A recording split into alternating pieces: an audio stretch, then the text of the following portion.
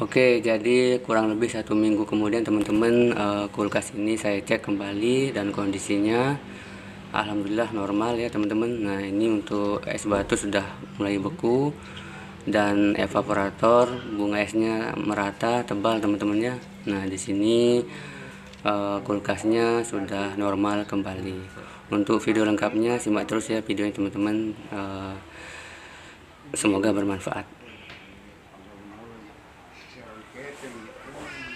Halo, assalamualaikum warahmatullahi wabarakatuh teman-teman semua, gimana kabarnya? Ketemu lagi bersama saya di channel Adam Service. Oke, di depan saya ini ada kulkas Polytron 1 pintu teman-teman. Nah, ini informasi dari yang punya itu kena congkel ya, evaporatornya dicongkel pakai benda tajam sejenisnya lah. Nah, ini baru satu yang kelihatan teman-teman ya untuk yang bocor. Nah, nanti kita tes press menggunakan busa sabun, siapa tahu ada bocor yang lain. Oke, nanti kita perbaiki tahap demi tahap sampai kulkas ini dingin kembali teman-teman ya. Seperti apa penanganannya, simak terus videonya, semoga bermanfaat. Nah, ini kulkasnya masih kondisi ori teman-teman ya, belum pernah diservis sama sekali. Oke teman-teman, lanjut kita perbaiki. Bismillahirrahmanirrahim, yuk kita bantu.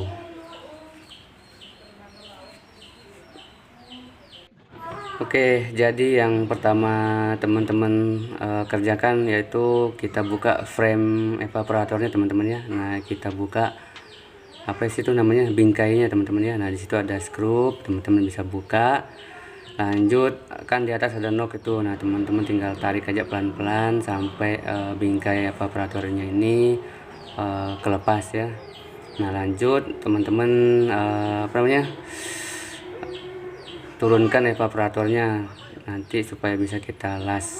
Nah, lanjut kita potong di bagian pipa hisap teman-teman supaya nanti enggak nyembur ya untuk di lubang yang bocor di evaporator, karena masih ada tekanan di jalur perpipaannya. Nah, di sini nanti teman-teman bisa minta bantuan satu orang untuk menekan pipa hisap ini supaya tekanannya itu fokus ke evaporator yang bocor. Oke, kulkasnya sudah saya nyalakan dan di sini kita cek untuk kebocorannya ada berapa titik teman-teman ya. Semoga cuma satu aja. Nah, di sini teman-teman minta bantuan satu orang ya, di bawah atau di belakang itu tutup pipa hisapnya supaya ada tekanan. Nah, sambil kita cek, kita cari di mana titik-titik kebocorannya itu menggunakan busa sabun. Nah, di sini cuman kelihatan baru satu teman-teman ya. Nah, itu ada gelembung-gelembung busa sabun. Itu artinya evaporator ini mengalami kebocoran freon teman-teman ya. Jadi kalau sudah bocor itu otomatis freonnya habis teman-teman ya, dan kita isi ulang freonnya. Oke, untuk langkah selanjutnya teman-teman wajib bersihkan permukaan evaporator dari cat bawaan pabriknya teman-teman. Nah, kalau langkah ini nggak dilakukan nanti kawat las evaporator itu nggak bakalan nempel teman-teman ya. Jadi menurut saya ini wajib teman-teman bersihkan. Nah, caranya teman-teman kasih api sedang ya, karena kalau sudah panas teman-teman bisa bersihkan pakai sikat kawat ataupun sejenisnya, pakai amplas juga bisa. Intinya permukaan evaporator ini bersih teman-teman ya, supaya nanti bisa kita las menggunakan kawat las evaporator. Nah, kalau kemungkinan belum bersih teman-teman ulangi lagi, panasin. Nah, dipanasin itu jangan satu titik teman-teman ya, usahakan melingkar di sekitaran lubang yang bocor supaya nanti kawat las itu bisa menyebar menutupi lubang yang bocor. Nah, ulangi langkah-langkah ini sampai permukaan evaporator itu benar-benar bersih teman-teman. Jadi kalau evaporator itu sudah kena congkel teman-teman ya, nah secara otomatis nanti di dalam evaporator itu ada oli.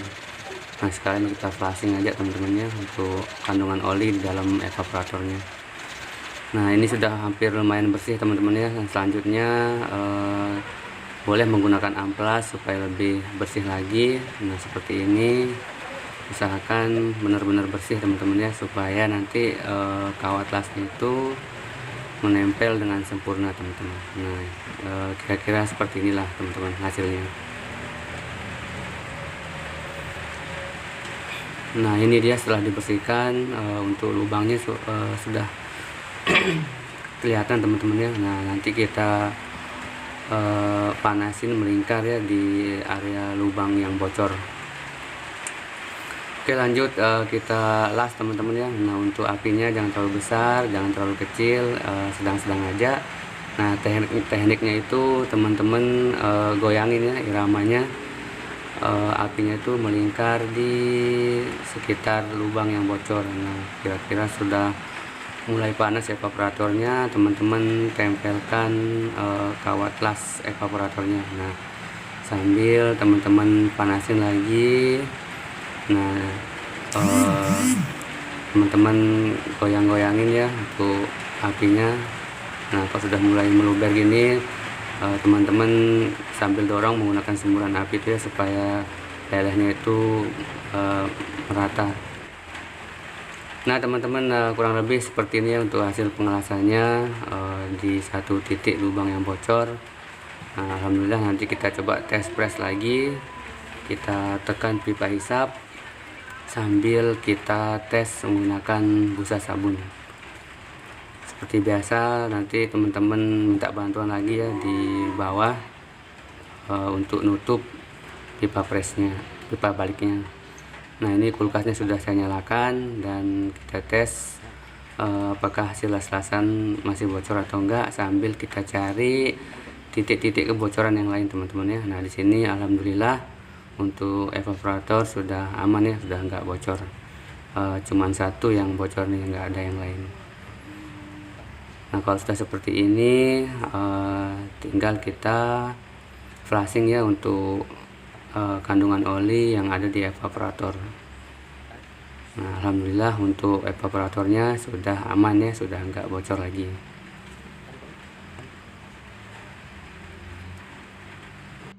Oke lanjut, setelah pengelasan evaporator kita pasang untuk bingkai evaporatornya teman-teman. Nah untuk pemasangan ini tinggal teman-teman pasin aja ya posisinya antara bingkai dan juga evaporatornya. Nah setelah pas, teman-teman tinggal pasang noknya yang di bagian atas, dan juga lubang skrup kiri dan kanannya itu harus presisi teman-temannya, supaya skrupnya itu bisa masuk nanti. Nah, kurang lebih seperti ini. Kalau sudah semua posisinya pas, lanjut teman-teman pasang skrupnya supaya nanti evaporatornya itu enggak jatuh teman-teman ya. Oke, kurang lebih seperti itu. Lanjut nanti kita cek oli kompresor juga, karena kemungkinan ini olinya habis teman-teman ya. Nah di sini untuk pipa hisapnya, pipa baliknya saya pasangkan nok dulu teman-teman ya, dengan tujuan kita mau masukkan cairan metil melalui pipa kapiler. Nah selanjutnya kita las supaya lebih kuat teman-teman. Setelah itu kita masukkan cairan metilnya. Nah di sini saya menggunakan pipa sok ukuran 1/4 teman-teman ya, untuk di pipa hisap atau pipa balik. Oke, di sini untuk pipa kapilernya kita bersihkan dulu ya sebelum dipotong. Nah ini untuk filternya biar kita ganti aja dengan yang baru teman-teman ya, karena kalau sudah bocor gini yang pasti filter ini bakalan mampet ya, penuh oli, penuh kotoran. Jadi percuma isi freon kalau nggak diganti filter yang baru. Nah di sini filter yang lama saya potong, nanti kita ganti dengan filter yang baru.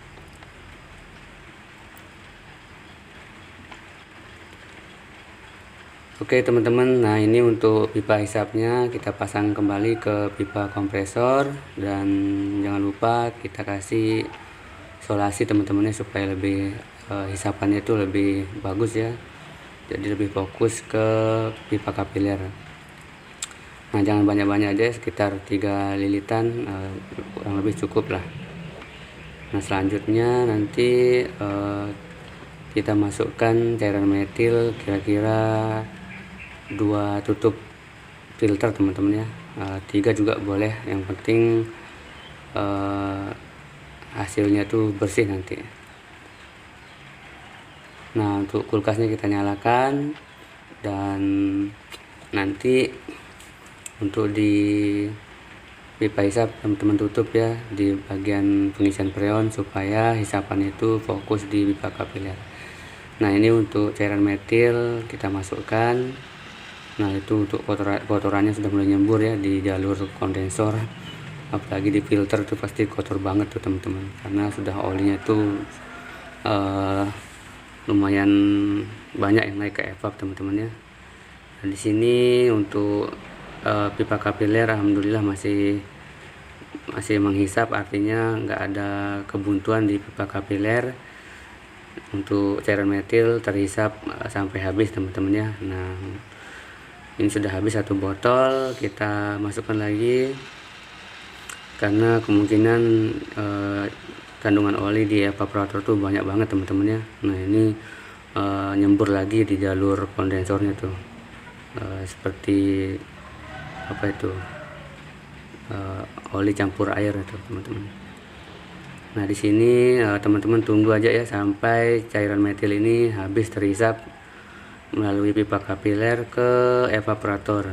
Setelah itu teman-teman tunggu ya beberapa menit supaya cairan metil ini mengikat kandungan oli yang ada di evaporator. Nah, ini sudah 2 tutup filter, saya tambahkan lagi sedikit teman-teman ya, karena ini nyembur terus ya untuk olinya di jalur pipa kondensor. Ini banyak banget nih kotorannya di evaporatornya.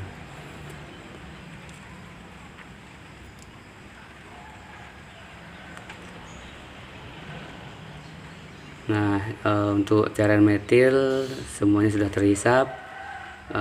Lanjut teman-teman jepit ya untuk pipa kapilernya supaya cairan metil itu terhisap semua ke evaporator. Nah, ini kelihatan banget ya untuk kotorannya tuh nyembur sekali, belepotan begini. Nah, nanti kita flashing sekalian kondensornya sampai benar-benar bersih, karena kalau nggak bersih percuma ya, bakalan mampet terus nanti pada saat pengisian freon. Nah, setelah itu teman-teman lepas ya untuk pipa hisap dan kita flashing di bagian evaporatornya. Nah, ini kotoran itu sudah mulai keluar teman-teman.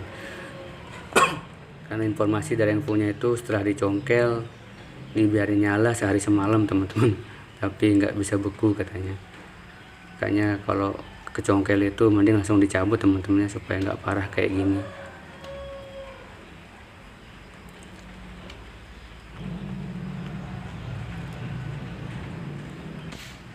Nah, oke teman-teman, ini untuk kondensornya sudah saya flashing lumayan lama, alhamdulillah sudah cukup lumayan bersih ya untuk jalur kondensornya.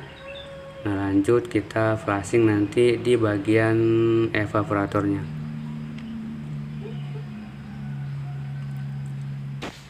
Nah, ini untuk kondensornya sudah lumayan bersih teman-teman ya. Nah, enggak kayak seperti yang tadi di awal tuh nyembur terus.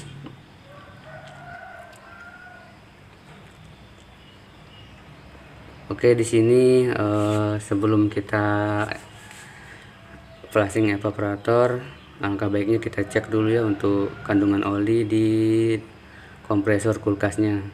Kemungkinan ini hampir habis teman-teman ya, karena tadi waktu kita flashing di kondensor itu banyak banget ya kandungan olinya yang keluar. Nah, di sini alangkah baiknya kita cek juga kandungan oli. Nah, di sini teman-teman potong pipa press dan juga pengunci kaki kompresor, dan juga teman-teman buka ya untuk cover overload dan juga relaynya. Setelah terbuka, teman-teman tinggal angkat dan kita coba tuangkan ya di wadah yang bersih.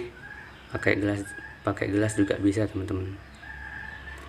Nah di sini kita coba tuangkan ya olinya, kira-kira berapa ya untuk oli kompresor ini. Setelah mengalami kebocoran dan nggak dicabut, dibiarin dicolokin. Nah ini hampir habis teman-teman ya, sedikit sekali untuk sisa oli kompresornya. Nah teman-teman ulangin, tuang sampai benar-benar habis ya di oli di dalam kompresornya. Oke teman-teman, nah ini sudah habis ya olinya tuh, hampir habis di dalam kompresor, sisanya sedikit sekali ya di dalam gelas ini. Nah kebetulan di sini saya sudah siapkan untuk olinya M Karate R134A sesuai dengan yang di nameplate kompresor teman-teman ya. Jadi harus sama untuk jenis olinya teman-teman. Nah di kompresor juga untuk nameplate-nya R134A. Oke lanjut, kita tuang olinya, jangan terlalu penuh ya teman-teman, karena nanti kalau terlalu penuh bakalan nyembur juga di pipa presnya. Nanti kalau sudah seperti itu tetap aja akan buntu kalau ngisi freon teman-teman. Nah kira-kira cukup seginilah teman-teman ya, untuk level oli yang kita masukkan ke kompresornya. Oke seperti biasa untuk kompresornya kita pasang kembali ke posisi semula. Jangan lupa pasang kancingnya, pengunci kakinya itu supaya nggak goyang. Lanjut kita pasang overload dan juga relaynya supaya kompresor ini bisa menghisap oli yang nanti kita masukkan ke dalam kompresor. Nah di sini untuk pertama teman-teman pasang overload, selanjutnya pasang relaynya. Nah kalau sudah semua terpasang, lanjut kita nyalakan kompresornya dan kita masukkan oli kompresor. Nah di sini jangan lupa untuk kabel groundingnya teman-teman pasang ya, di bodi kompresor kulkas dan di bodi kulkasnya. Nah di sini saya menggunakan selang untuk memasukkan oli di dalam kompresor. Nah kalau teman-teman punya cara lain nggak apa-apa, yang penting intinya itu oli ini bisa masuk semua ke dalam kompresor kulkasnya. Oke lanjut teman-teman, kita colokin kulkasnya dan kita masukkan oli ke dalam kompresor. Nah di sini untuk kulkasnya kita colokin dan jangan lupa untuk pipa hisap di bagian pengisian freon itu teman-teman tutup ya, supaya hisapan itu fokus di pipa hisap sebelahnya tempat kita masukkan oli. Nah ini teman-teman masukkan ya sedikit demi sedikit sampai olinya habis. Nah seperti itu teman-teman ya. Jadi kalau ukuran takaran olinya itu pas, nggak bakalan nyembur ya di pipa fresh atau di pipa tekannya. Nah kalau sudah oli masuk, teman-teman biarkan dulu oli ini bersirkulasi ya di kompresornya sambil kita persiapkan yang lainnya. Nah setelah itu selangnya bisa dicabut kembali. Nah di sini kita cek berapa ampere di awal pengisian oli teman-teman ya. Nah di sini untuk ampernya saya menggunakan tang ampere, terbaca di 0,62 ampere teman-teman ya, cukup normal lah.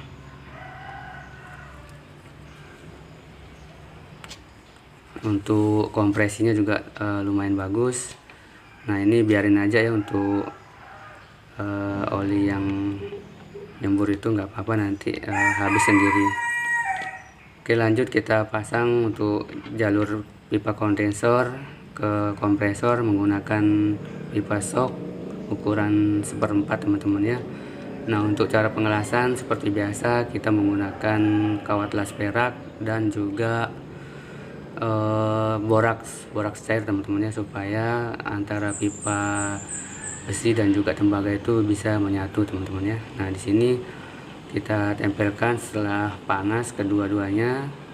Nah, sekiranya sudah cukup, teman-teman sudahi aja ya. Nah, pastikan las-lasan ini nggak bocor teman-teman. Nah, seperti itu. Untuk boraksnya jangan terlalu banyak teman-teman ya, karena kalau terlalu banyak itu nanti ada kerak di hasil las-lasan kita itu teman-teman ya. Oke, untuk pengelasan sudah selesai. Selanjutnya kita coba tes press sambil kita cek kebocoran di las-lasan yang tadi kita las. Nah, di sini teman-teman tutup jalur ujung pipa kondensor yang kita pasang filter nanti, sambil teman-teman cek kebocoran di sambungan yang tadi kita las. Nah, di sini alhamdulillah nggak ada kebocoran ya di las-lasan yang tadi.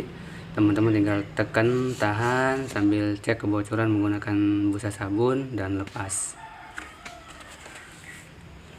Oke, selanjutnya kita pasang filter yang baru. Nah, di sini saya menggunakan filter isi teman-teman ya. Ada juga teman-teman yang lain pakai filter kosong ya. Bebas teman-teman ya, yang mana menurut teman-teman itu bagusnya. Nah, untuk ukurannya tuh jangan terlalu dalam ya, untuk pipa kondensornya disesuaikan aja ke filternya. Nah, di sini kita jepit menggunakan tang supaya tidak bergeser nanti. Selanjutnya kita las filternya. Nah, lagi-lagi kita menggunakan bantuan boraks teman-teman. Cara saya itu panaskan dulu kawat lasnya, kira-kira sudah panas baru dicelupin di boraksnya. Nah, setelah itu baru kita tempelin di bagian pengelasan. Nah, seperti itu teman-teman. Nah, ini akan menyatu teman-teman ya, menyebar ke seluruh pipa. Nah, seperti itu. Pastikan pengelasannya itu rapi dan rapat teman-teman ya, jangan sampai ada kebocoran.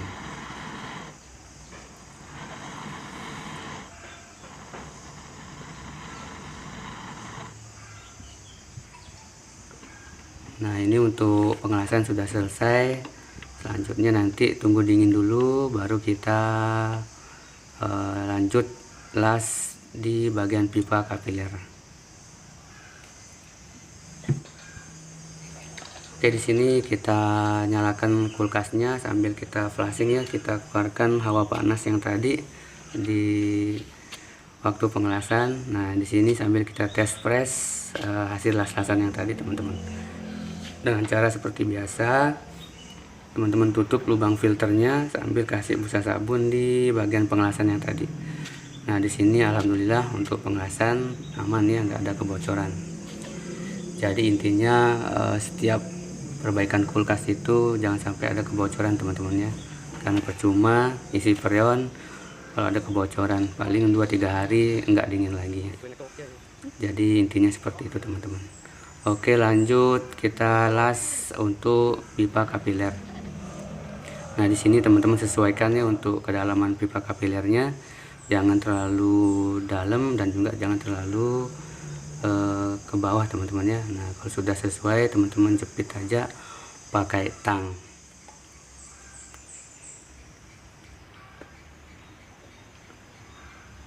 Nah, kalau sudah kuat teman-teman pasang lagi untuk di bagian ini ya, untuk pemflashingan. Nah, kenapa saya pakai 2? Karena tujuannya nanti pada saat pengisian freon ada kebuntuan, nah kita bisa potong di jalur pipa kapiler yang pendek ini teman-teman ya, supaya kita buang sisa-sisa udara yang masih di dalam jalur pipa. Nah, seperti itu teman-teman.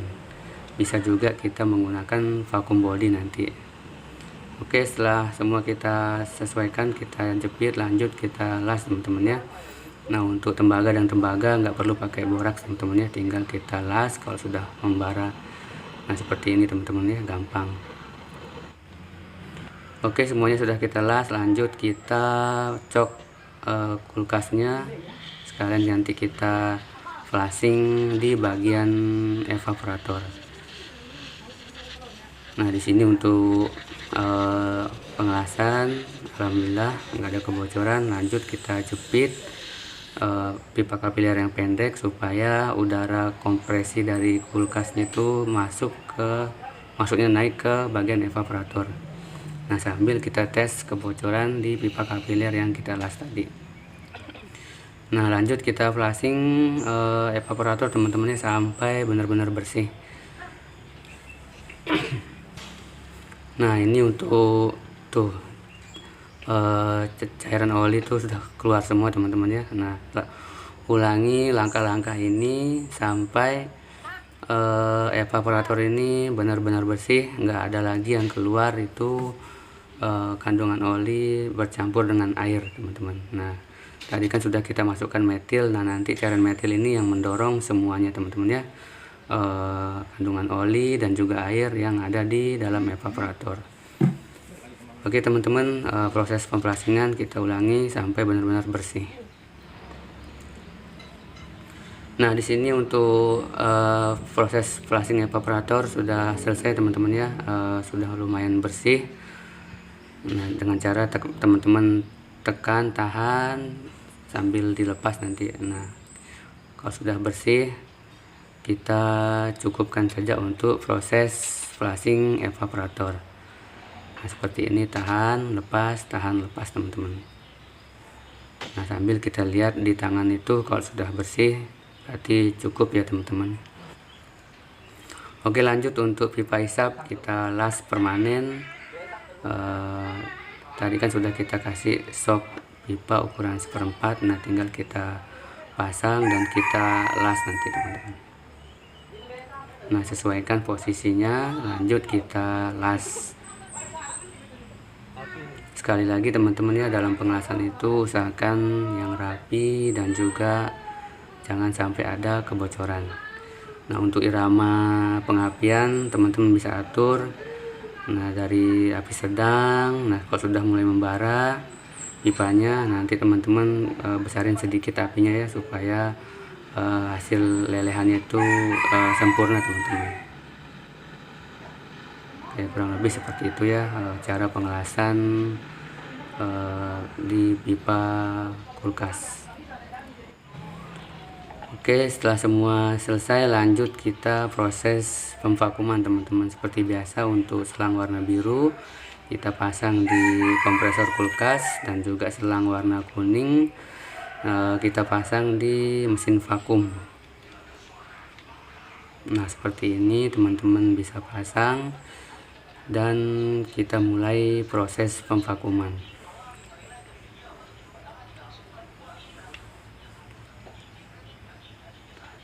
Oke, untuk mesin vakumnya kita nyalakan, dan juga teman-teman jangan lupa buka ya untuk keran manifold yang warna biru yang menuju ke kompresor kulkas. Tujuannya kita buka keran ini supaya udara di dalam perpipaan kulkas itu terhisap dengan alat vakum teman-teman ya. Nah, kita tunggu sampai hampa udara teman-teman ya. Nah, sekitar 20 menit proses pemvakuman. Nah, di sini sudah di minus 0 teman-teman ya, minus 30 psi maksudnya. Nah, kalau sudah seperti itu teman-teman tutup keran yang warna biru, dan kita tunggu kurang lebih sekitar 5 menit teman-teman ya, apakah jarum manifold ini bakalan naik atau stabil teman-teman ya. Kalau jarum manifold naik berarti masih ada kebocoran, jangan dulu isi freon teman-teman ya, percuma. Oke, setelah 5 menit kita tunggu, alhamdulillah untuk jarum manifold masih stabil di minus 30 psi. Itu tandanya untuk proses tahap selanjutnya kita isi freon itu aman teman-teman ya.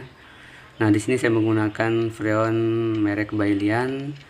Untuk selang warna kuning kita cabut di alat vakum dan kita pasang di kaleng freon. Lanjut teman-teman buka full ya untuk keran freonnya, dan kita buang udara yang ada di selang warna kuning dengan cara kita buka keran yang warna merah. Nah, seperti itu. Dibukanya sedikit aja teman-teman, yang penting udara di dalam selang warna kuning ini sudah didorong keluar dengan freon yang tadi. Nah, lanjut teman-teman buka keran manifold yang warna biru sampai full teman-teman ya. Nah, biarkan gas freonnya masuk dulu, tunggu sekitar 2 menitan lah. Nah, di sini untuk tekanannya itu kurang lebih di 50 psi. Oke, selanjutnya setelah kita tunggu sekitar 2 menit, kita tutup lagi keran manifold yang warna biru, dan setelah itu kita colokin kulkasnya teman-teman. Nah, seperti biasa di awal pengisian freon kita cek ampernya teman-teman. Nah, di sini untuk kulkasnya kita nyalakan dan kita lihat di sini untuk jarum manifold sudah mulai turun, itu artinya gas freon sudah mulai terhisap dan bersirkulasi teman-teman. Nah, untuk ampere awal pengisian itu di 0,62 ampere teman-teman ya. Nah, biarin dulu bersirkulasi freonnya, lanjut kita nanti tambahkan sedikit demi sedikit ya untuk gas freonnya sampai nanti stabil di 15 psi teman-teman. Nah, seperti ini teman-teman, buka sedikit, tutup, buka sedikit lagi, tutup. Nah, biarkan gas freon ini bersirkulasi teman-teman ya, sambil kita cek nanti di bagian pipa pres dan juga kondensor, terakhir di filter. Pastikan semuanya hangat teman-teman ya. Oke, di sini untuk pengisian gas freon sedang berlanjut teman-teman ya. Nah, di sini setelah beberapa waktu untuk tekanan stabil ya di 15 psi teman-teman, dan ampere di 0,69. Untuk pipa pres sudah panas, alhamdulillah, itu artinya freon lancar. Untuk bodi di samping sudah hangat, alhamdulillah, di sampingnya juga hangatnya merata. Dan kita cek nanti di bagian evaporator. Nah, filter juga sudah lumayan hangat teman-teman ya. Sambil teman-teman pastikan di setiap las-lasan itu enggak ada rembesan oli ya teman-teman. Kalau masih ada berarti ada kebocoran di bagian pengelasan. Nah, di sini alhamdulillah enggak ada kebocoran teman-teman. Oke, lanjut kita cek di bagian evaporator sudah minus 6,2 derajat Celcius. Nah, kalau sudah rata dinginnya, teman-teman nggak perlu tambahin lagi ya untuk gas freonnya. Nah, di sini untuk bunga es sudah mulai terbentuk teman-teman ya. Nah, untuk evaporator dari atas samping ke bawah itu sudah hampir rata teman-teman. Nah, ini cepat sekali ya untuk merek Bailian ini. Menurut saya ini bagus teman-teman ya, cepat sekali bukunya. Nah, di bagian bawah juga sudah mulai agak lengket tangannya kalau dipegang. Alhamdulillah, berarti sirkulasi freon ini lancar teman-teman, nggak ada kebuntuan ataupun penyempitan.